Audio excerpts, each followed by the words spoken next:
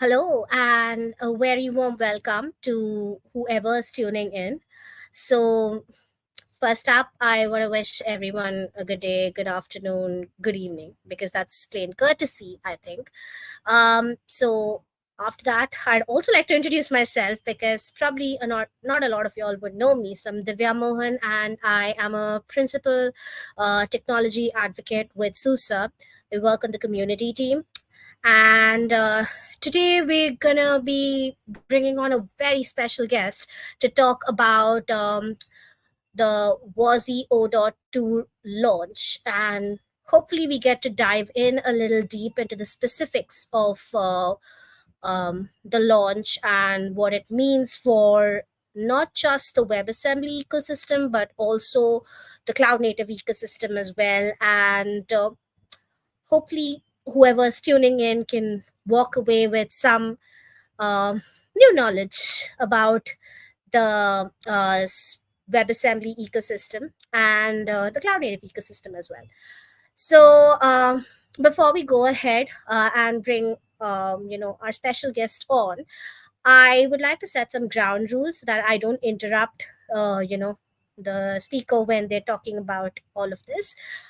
First up, we're here to share knowledge. We're here to learn from each other. So I'd request that if you have any questions, if you have any, any comments, even you keep them or type them out and ensure that they are courteous to the audience and to the speaker. This is because we're just here to learn, and I think it's just fair that we're nice to one another in the process. The second thing is I will be relaying your questions to the speaker as and when we get time in between, and we will be reserving some time in the end for Q&A if we get it.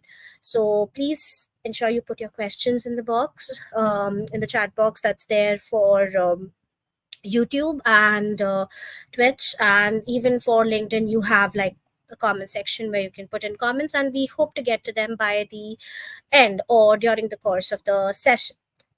But I, without further ado, would want to bring on the special guest, and the special guest is Bailey. Hi, Bailey. Hi, Divya. Thank you for having me. Thank you for being on Runs to Life. And I know I should have introduced you by saying you're the CTO of Cosmonic and the Technical Steering Committee Director for Bytecode Alliance and Awesome Cloud Maintainer and a bunch of other awesome things. But I'd like you to introduce yourself because I think you do a better job of it. I think you did a great job. Yeah. One other role I serve is co-chair on the WASI subgroup, which is part of the W3C's WebAssembly community group. And today we're talking about WASI P2, so that's probably the most relevant role here. I also have been in the WebAssembly space for a really long time. I started playing around with this thing called ASM.js back in 2012. That originally came from Alon Zakai out of Mozilla, who's now at Google. He's awesome. Still part of the WebAssembly space as well.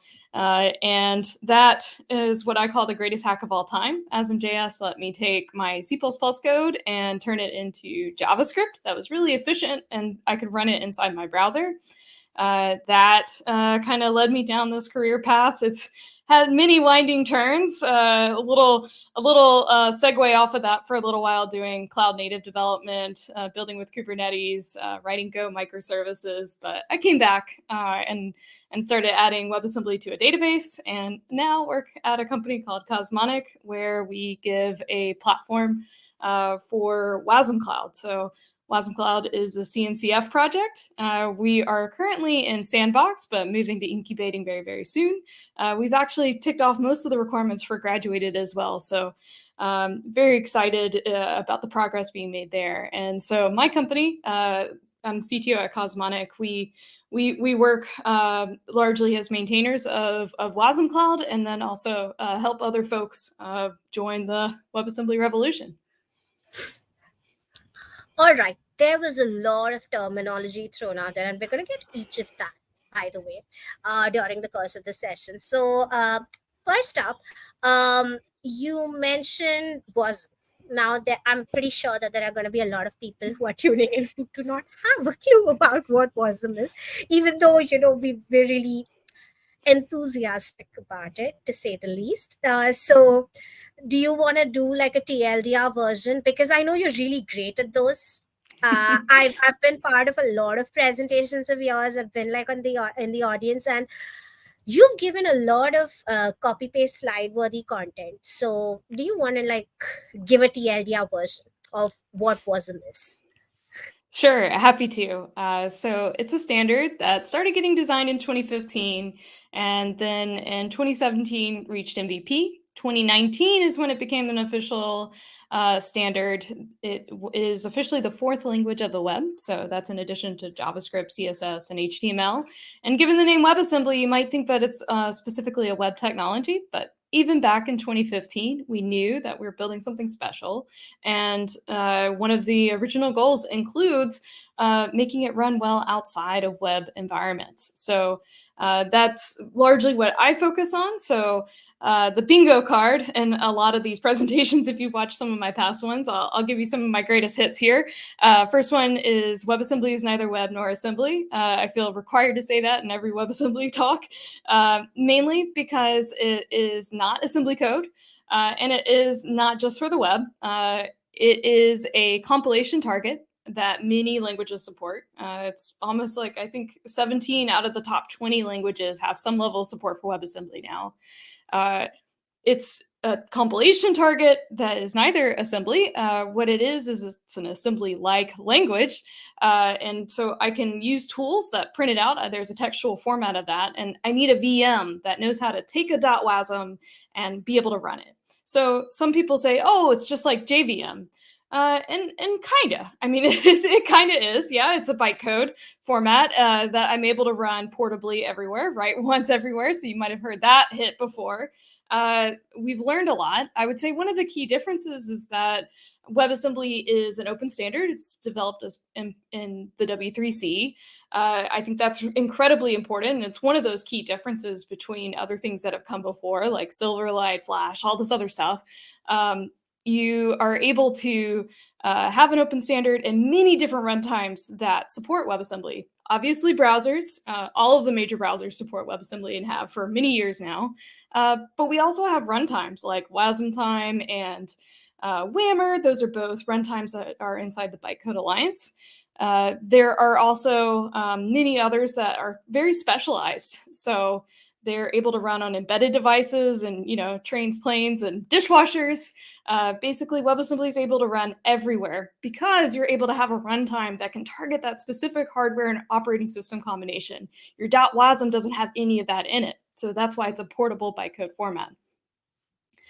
I also call it a bunch of numbers in a trench coat. I think, Divya, I watched one of your talks that I thought was wonderful. And you liked maybe the drawing that I did on my remarkable tablet. I call it a bunch of numbers in a trench coat because when you crack open what's inside a WebAssembly module, it's pure compute. It's numbers as far as the eye can see, a bunch of I32s. And because of that, that's what we mean. It's a portable sandbox. So you can take that compute and run it anywhere. But there were some problems. So the standard that I was talking about there were WebAssembly modules. And some of the new stuff that we've developed are WebAssembly components that let us define higher level interfaces, not just numbers. Right.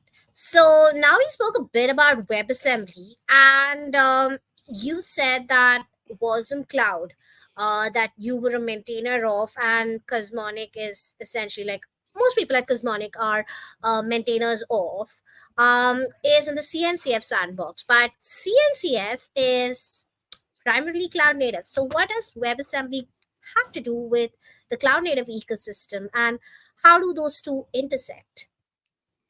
Yeah, so WebAssembly can run anywhere. It could be run by Docker directly. You can point to a WebAssembly runtime, and Docker knows to run that .wasm in that runtime. So in many ways, WebAssembly is ubiquitous. So it's not just cloud native, right? It's web native. It's all those things. IoT native. There's plenty of terms out there, but it is extremely well suited for cloud native use cases. One of the things that makes WASM so powerful, why we're so excited about it, is that it's extremely small. So it makes it really easy to distribute it everywhere. And when you're talking about Cloud Native, you're talking about distributed code. And it also supports streaming compilation. So while, let's say, you're moving your .wasm to a new node, it can streaming compile while it's being downloaded over the network because of the specification of WASM allows for that. You have basically instantaneous cold starts. So a Docker container will typically take a second or two to start, whereas a WASM module or WASM component, that takes usually in the terms of microseconds. I usually see about 50 microseconds to start a WASM from no cache at all. It's also readily cacheable, which means once you already have it, then it can be sub-microsecond, which is amazing. So when you talk about distributed compute, you want something that you can bin pack really well, something that you can distribute easily, and something that can scale to global scale. And WASM is extremely well suited for that. It's also massively multi-tenant in that you can have a WebAssembly runtime, and because your WebAssembly modules are sandboxable, I can pack lots of different workloads and lots of different workload identities into the same WebAssembly runtime. So I can run hundreds of thousands of WebAssembly modules and instances inside one WebAssembly runtime and not be worried about them interacting with each other or breaking out of the sandbox. Right. And since we mentioned like hundreds of thousands of different workloads, I think it's just really I just don't know. I think I have to give this PSA to whoever is actually attending Cloud Native WebAssembly Day, or even WASMI or WASMCon or whatever other conference, or even if you're watching the recordings of that.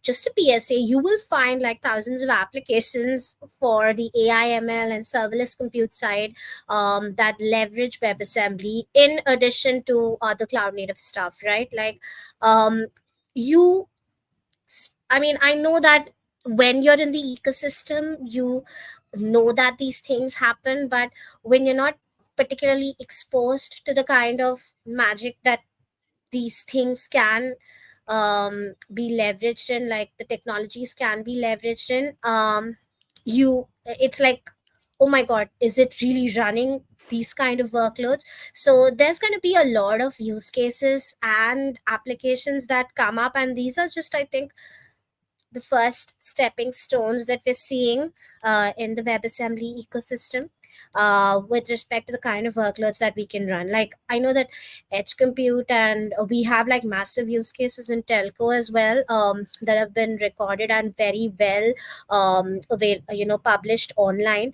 But yeah, I just had to like give that PSA out because it's something that's excited me the moment I came to know of it, and I haven't been around for as long as Bailey and several other people in the ecosystem. But every time I listen to WebAssembly being used in a use case, I'm like, hey, I didn't think of that. And it's just one of those things.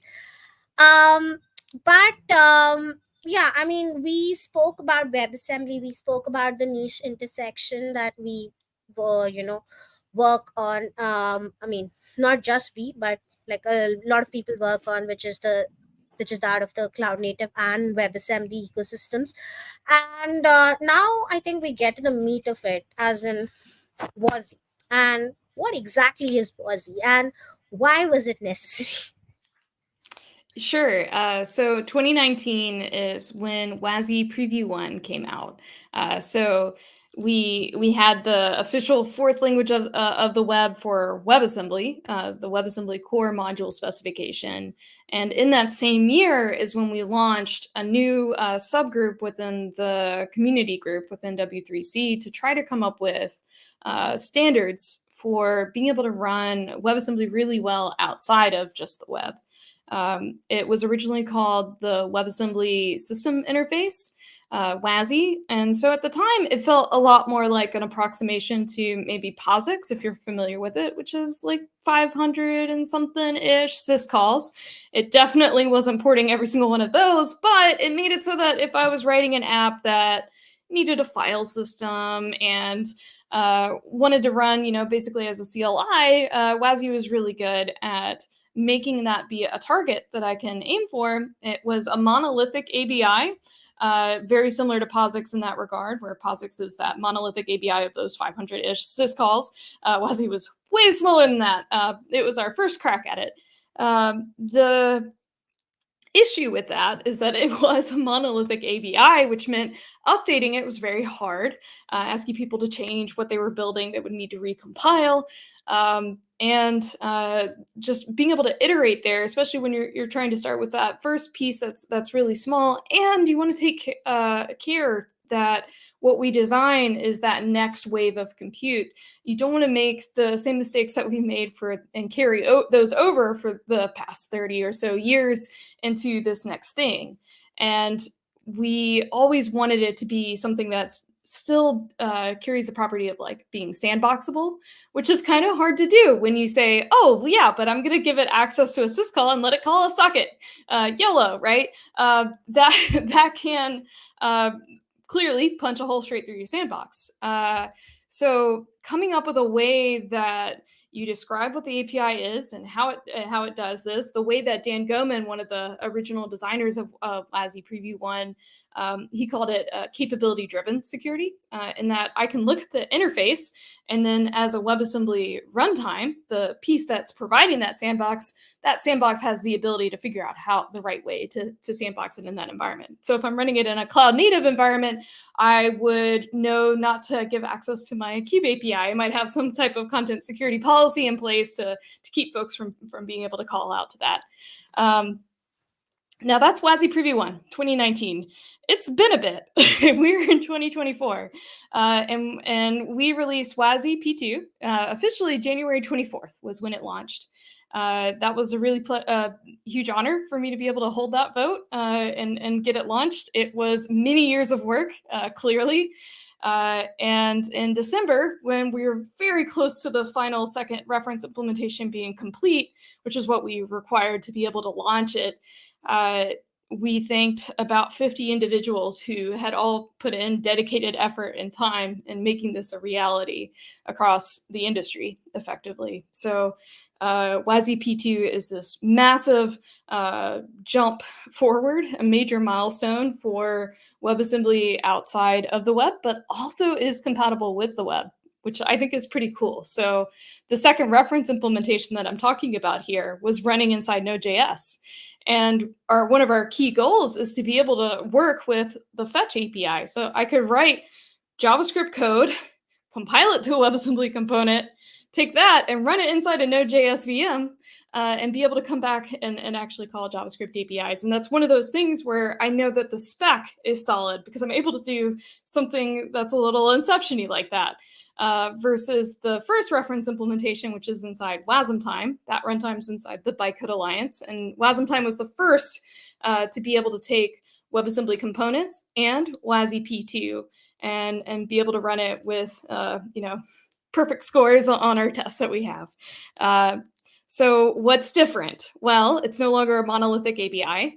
It is a set of modular interfaces. Each one of those is actually versioned independently. With that key goal being, hey, in this quarter, we're aiming to release 2.1. So an additive change, non-breaking. Let's prove that we've achieved our goal of being able to iterate and expand things, because not only that, we've also learned that folks want to be able to raise the abstraction. Portability is a key goal.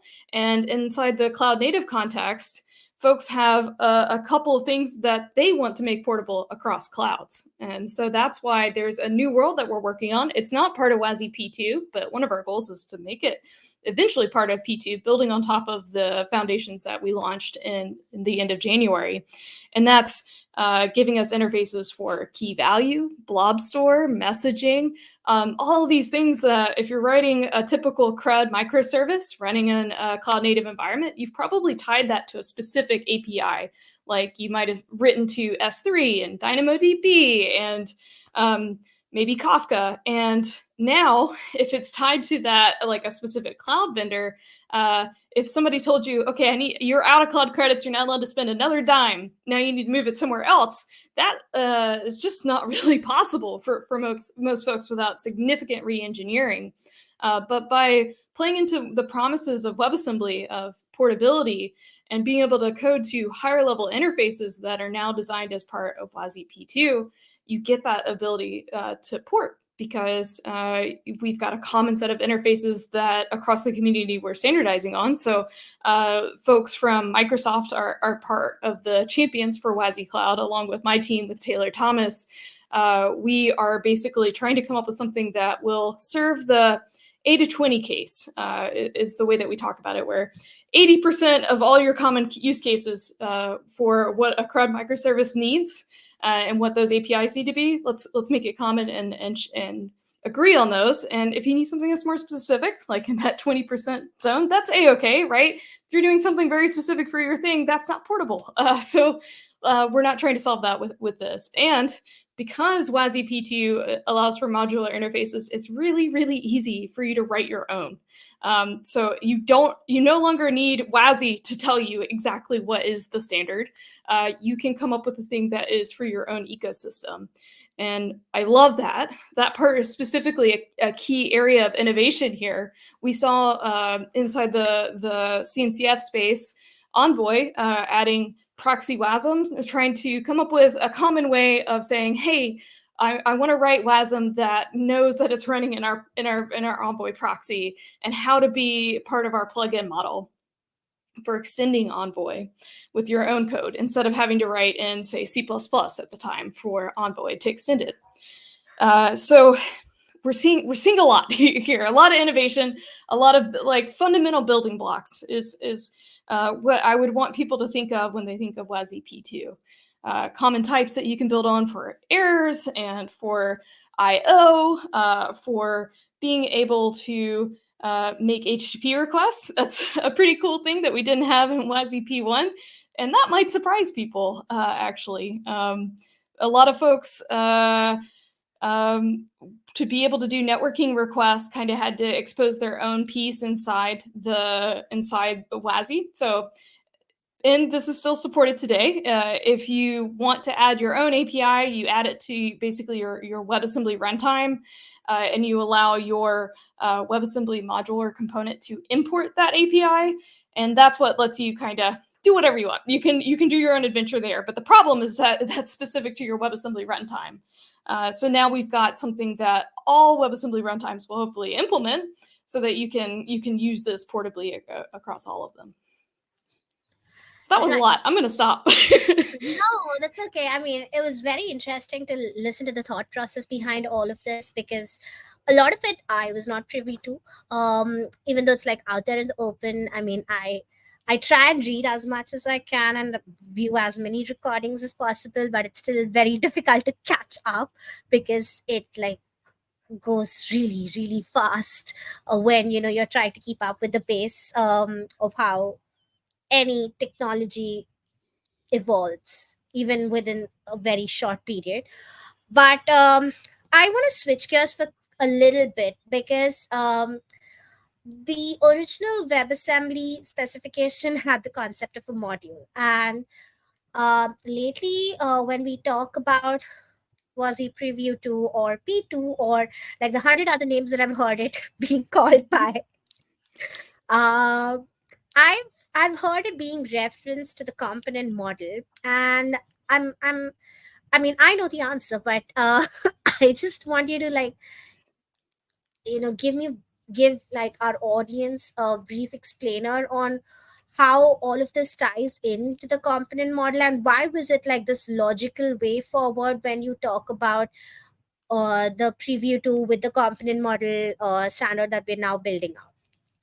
Absolutely. Yeah. And I agree. It is really confusing. This podcast is actually really timely, because in the subgroup later today, maybe in like an hour, we'll be talking about like, hey, there's a lot of names for this. It's really confusing. Preview also does not inspire confidence. And the reality is that P2 is stable. It is versioned. It's not going to break. We expect to support it for many years and have it moved into standard languages so that when I build with Rust, I can have a target tuple that is WASI P2.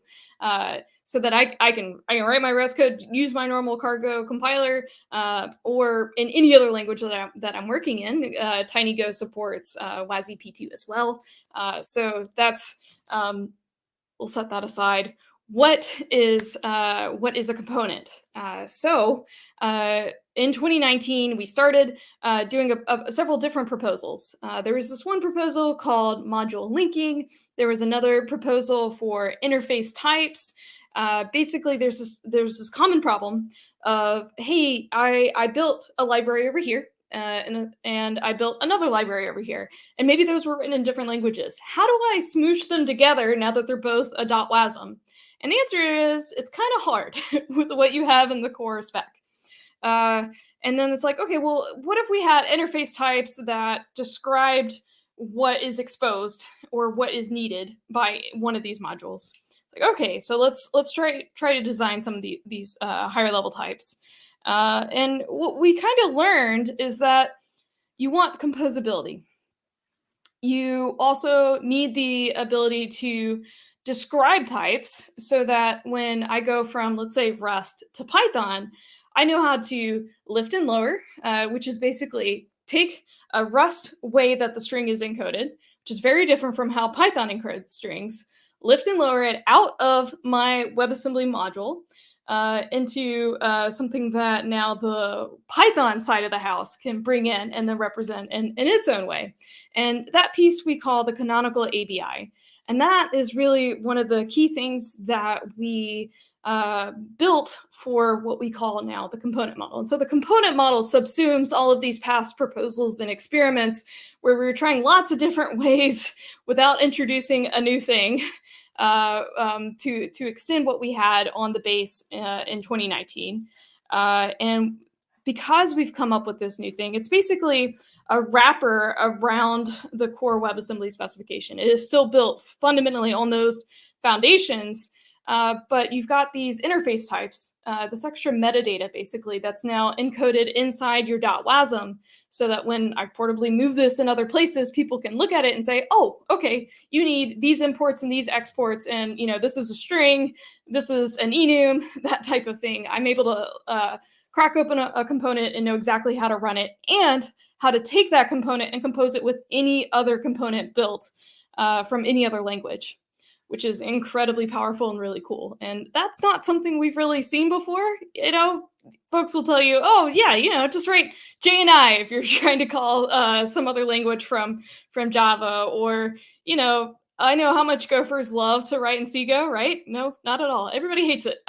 And so this is that portable language agnostic solution for that specific problem that a lot of people have. And I think one of the reasons why I'm most excited about it is that it's going to break down these language silos that we've built up over the past several decades.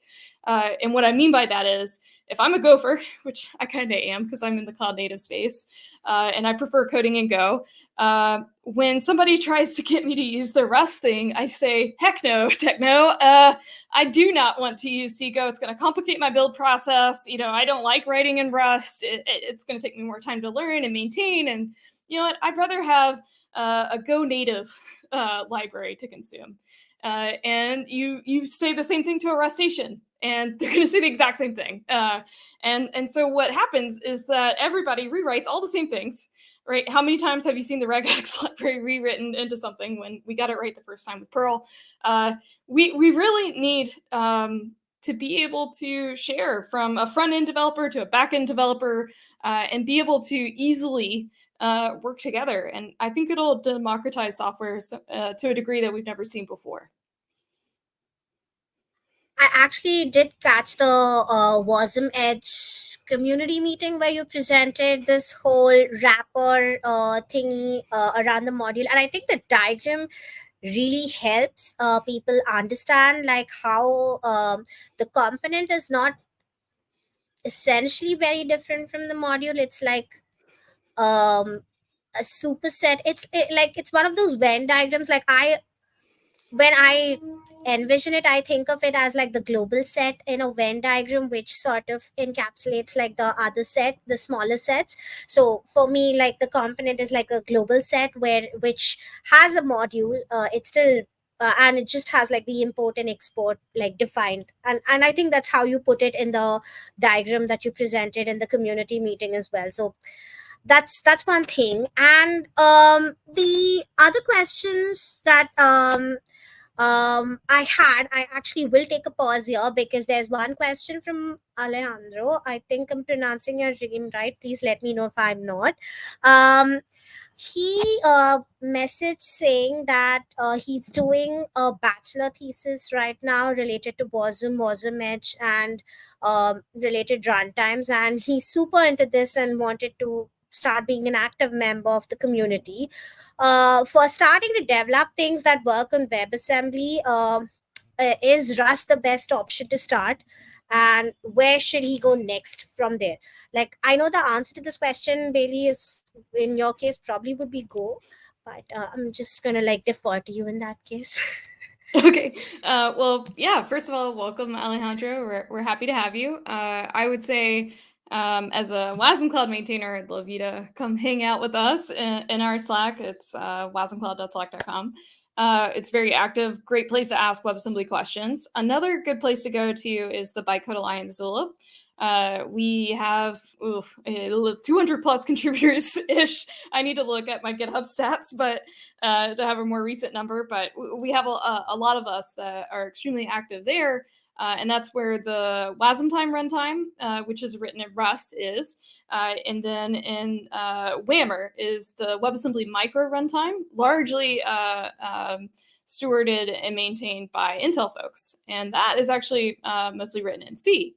So the WASM Edge, which is a C and CF WebAssembly runtime, which is largely stewarded by Second State, they have theirs written in C++. So if you're working at the runtime layer, you are going to use a systems level language, either Rust, C, or C++. But I want to give a shout for where we need the most help right now, and that is getting all of these language and standard libraries and your favorite third-party libraries to target WASI P2. You're able to start that work now easily in Rust. So Rust is, yes, definitely a great place to start. But we've got ongoing active work in TinyGo, .NET. We have many different options right now for TypeScript and JavaScript support, for component model support. So if you have a favorite language and you really want to add WASI P2 support to it, I will be forever grateful. Now that we've launched most of the languages and standard libraries, we're waiting, right, to know, okay, it's not going to change out from underneath us. It's time to roll. And so that work is extremely active right now, but also really cool because it is a fundamental foundation that is going to show up on basically everybody's computer. So that's a really great place to get started. I hope that answers your question, in that it depends, like everything. I think it did because I am going to paste all of these links. The Zulip, the GitHub link to Bytecode Alliance, the WASM Edge, GitHub repo as well, and a bunch of other stuff that you mentioned. I'm going to paste this in the description to the video on all the platforms. So should not be a worry, even if you didn't catch it all in the comments or in the live stream chat. But one of the other things that I wanted to touch upon, with respect to the WASI Preview 2 launch, is you mentioned the concept of a world, and we didn't really get to touching upon it in, like, I think in the conversation. So could you like sort of explain what a world is? And I know that you've introduced a couple of new worlds, so to say, in WASI Preview 2. It would be great if you could sort of throw some light on it as well. Sure. So a world is one of those things that we've defined as part of the component model. you can think of it as like a dot profile or a target that you target. So there are two worlds that are part of the WASI P2 launch. That is WASI CLI, which is really similar to what we had available with WASI Preview 1. Then there's this new one called WASI HTTP. And so if I'm writing an app and I don't need a file system, maybe I want to run it in the web or I want to run it as a CRUD microservice, all I need really is HTTP. And it's, when I say I target this world, what I'm saying is like, that's literally all I need to be given to be able to run is give me an HTTP incoming and outgoing handler, and I'm going to be very happy. And so worlds are meant to be composable as well. So I can include from other worlds, I can union worlds together. So what the WASI Cloud Core world, that's one of those proposals I was talking about that's going to build on top of the WASI P2 foundations. It unions with the WASI HTTP world. Obviously, when I'm running in Cloud Native, I definitely want HTTP. But I also would like to have key value and messaging and other things that maybe I wouldn't need, let's say, if I'm targeting building a web app. And so that is kind of the quick version of a world. I know that word can be a little confusing, so sometimes I do dance around and not necessarily specifically say that, other than you can target running in a WASI CLI environment, WASI HTTP, and now new worlds are cropping up. WASI Embedded is another world that we're talking about very soon. I'm seeing lots of different folks building for basically sub-Linux environments, which is really exciting. There is a WASI NN world, so I have a thing that runs neural network inferencing, and that's all I need. So that's its own world. We're also talking about having a WASI Web GPU world that lets me abstract both the kind of like the canvas surface sort of windowing API and having something that lets me target an API like Web GPU, so that I can, in theory, portably run GPU workloads anywhere. So those are some worlds that are being proposed and designed right now, but the ones that are readily available, CLI, HTTP. Right. And what are some of the, I know that there's going to be a WASI Preview 3 eventually. I think next year, as part of what I was hearing. I'm going to put the stake in the ground and say end of this year. Okay. So end of this year. But what are some of the worlds proposed as part of that? Or are there any other improvements that are a part of the roadmap that you'd like to share on the stream? For sure. When you're talking about engineering roadmap, it's always going to be a little bit speculative. So don't hold me too tight to these. But right now in the roadmap, we're very focused on launching an 0.2.1 to share that we can make iterative improvements to the WASI spec and to make sure that we've ironed out a lot of the tooling that's required to be able to support SIMDARE and be able to have, these kind of like version modular interfaces. Then after that, I think we'll have several more patch updates throughout the year. Some of the ones that I know, to give a few examples, is like adding a time zone API to WASI clocks, adding stream forwarding and splitting to the streams API inside WASI IO. There's another one for making a better API inside WASI HTTP. So all of those are additive changes, right? They're new interfaces that we want to add. And that's why they're going to be part of a patch release of Preview 2. Now, Preview 3 that we're aiming for at the end of the year is to add native async to the component model. So in order to release something, we had to decide what is not going to be part of P2. And this is one of those things that we decided to push out. We want to be able to compose components that are able to make async calls or sync calls without a lot of friction between, each side of that barrier between component A and component B. And having native async be part of the component model specification and have canonical ABI, effectively built-ins for all of that will make that possible. we do actually have early versions of a prototype of this where it works with Preview 2. So we're actually able to really iterate on the guest side of the language tooling and some of the host side without having this, one big breaking change of Preview 3 at the end of the year. So shout out to Joel Dice who created that early prototype. So it's not going to be the same as the wait between Preview 1 and Preview 2, right? We were like, okay, let's do this in less than a year and prove that we're reaching that level of maturity and stability that we want to see before making a standard. And native async was that last big thing. There are a few other ideas of things that we want inside an MVP for the component model that didn't make P2. Those are pretty well outlined, I think, in the component model GitHub issues. A lot of them are more around, hey, should we have like annotations for doc tags, like that type of thing. Things that would have been nice to have, but definitely didn't need to have for P2. And right now, I can write basically async workloads just fine with P2. I want to be clear about that. It's the composability aspect that's a little bit tricky right now. The other side of it is that P2 is stable. It is going to be deployed to production in a lot of places. We already have it deployed into production.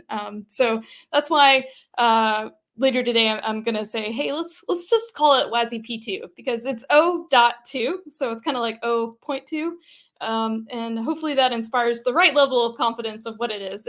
Yes, we are planning to make a breaking change by the end of the year. So I can't call it, 2.0. Because I know I've got a breaking change coming, but I can call it 0.2, so WASI P2 is where that's at.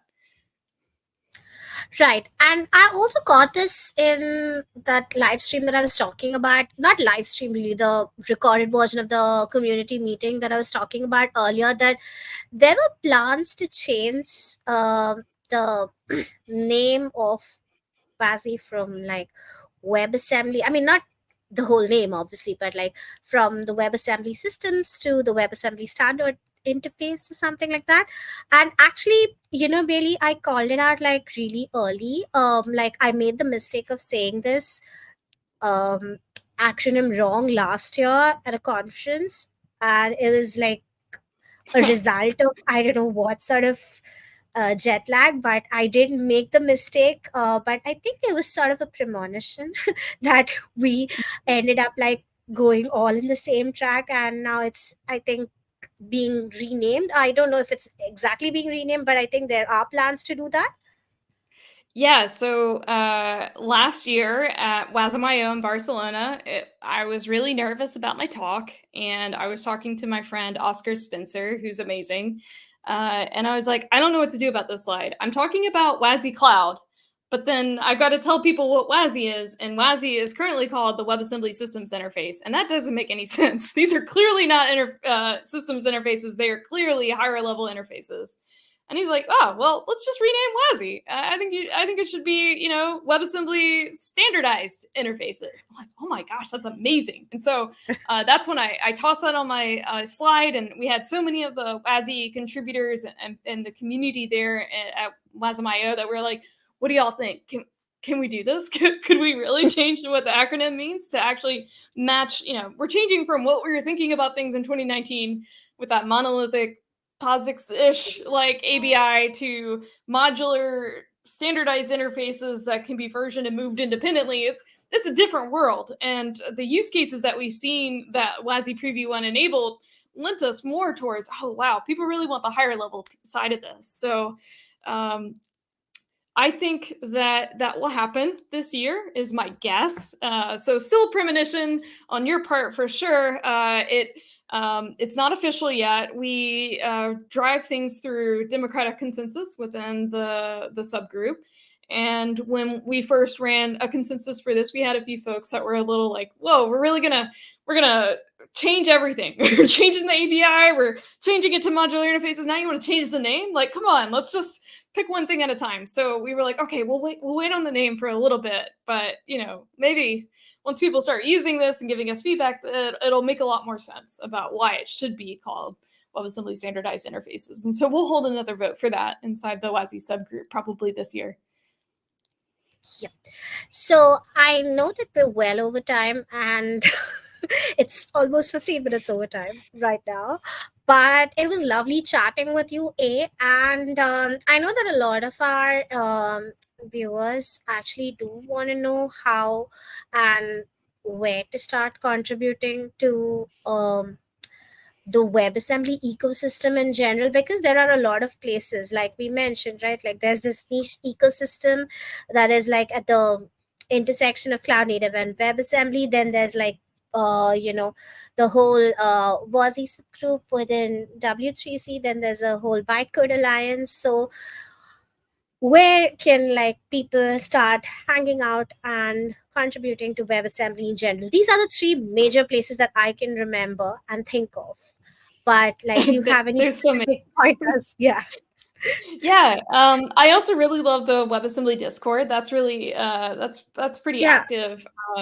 I've already gave a shout to the WASM Cloud Slack. I'm going to give it again because we have a really wonderful community, 500ish folks that hang out there, and it's a really great and evolving ecosystem that lets you write WebAssembly and run it distributed anywhere.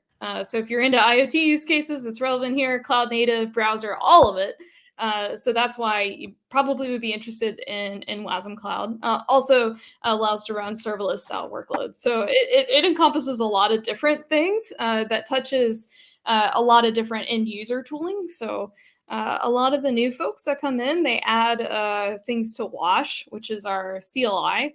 And the reason why a lot of folks add things there is, it's much more approachable, and it's the thing that you touch when you're building components. true. So in many different languages. So that's a great spot. And then, of course, I would love to see more people inside the Bytecode Alliance. And we've got a Bytecode Alliance Zulip. We have a number of folks that are amazing mentors that are there. And if you want to contact me on Zulip for, hey, this is what I'm interested in, or this is what I want to learn, I'd be very happy to connect you to the right people there. So if that's what you're looking for and you're interested in writing in, I think probably Rust is probably our predominant language inside the Bytecode Alliance space. If it's not C or C++, that's a really great place to contribute. Unless you want to write language bindings, in which case every language is valid. And we have a lot of work to do there, and that's inside the WIT-BindGen project inside the Bytecode Alliance. But still, very much in the Zulip chat, people can reach out to you, is the TLDR of this whole thing. And I'm in the WebAssembly Discord, the WASM Cloud Slack, and the Bytecode Alliance Zulip. You can also hit me up on Twitter or X, and I'm Bayhay Are there. you really active on Twitter, Bailey? Like, I have my doubts there. I really do. Should say more. You can DM me though. I see them. Yeah. I'm a little shy. I think I should do more. Really, it doesn't really come off as that. Sure, I mean, it doesn't. I've spoken to you plenty of times that it doesn't, and you definitely give some of the best presentations that I've ever seen. So, thank you, Divya. yeah. I appreciate it. So, as much as I'd love to keep chatting, I know that you probably have more meetings to attend, and it's definitely bedtime for me. So, I'm gonna like cap this off right here, and thank you for the first, opportunity to come on here and speak about WASI Preview 2, because I know that it's not been. I know it's spoken about a lot within the community, and it's like gotten a lot of outreach within the community, but I don't know if there's a lot of outreach outside of it, and it's something I'm really passionate about. So I wanted to like take this opportunity and get that out of the window. And I hope our chat, we can chat at KubeCon as well about this and nerd out when we're there. But thank you so much for joining today, and for giving us this opportunity to learn, and for me to learn so much more than I already knew about it. Thank you to everyone that tuned in, because I know this has been a fairly longer stream than it's normally been, but that's also because I just love listening to stuff about WebAssembly, and I hope y'all have learned something new today too. So thank you so much, everyone, and I'll call it a day now, so that I don't keep on rambling. And see you around next time. Thank you for having me. Thank you. Bye.